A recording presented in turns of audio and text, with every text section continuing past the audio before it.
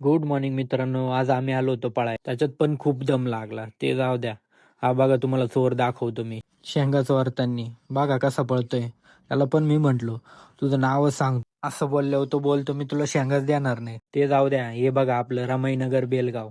तुम्ही आले का इथं? आले नसेल तर येऊन बघा. इथं पाटी बिटी लावले बरं का रमाईनगरची. ते जाऊ द्या. आपला झेंडा पा निळा भडक जय भीम कडक कसा आहे हा. मग हे बघा आपल्या पाटाचं पाणी किती कमी झालं. एवढं पाणी होतं ना, फुल भरलेलं होता. पाणीच कमी होऊन गेलं डायरेक्ट. हे जाऊ द्या. हे बघा हा काय बोलतोय.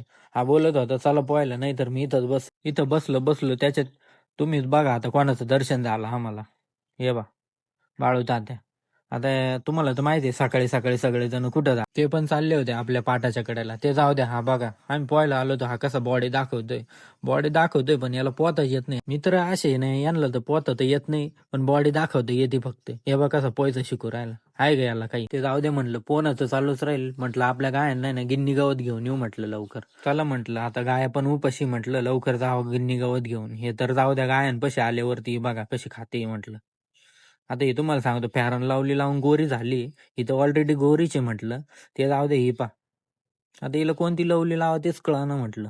ते जाऊ दे म्हटलं. मित्राचा कॉल आला. तो बोलला म्हणे पाटावर ये. म्हटलं चला पाटावरती जाऊ. काढली आपली एक्सेस. आलो इथं.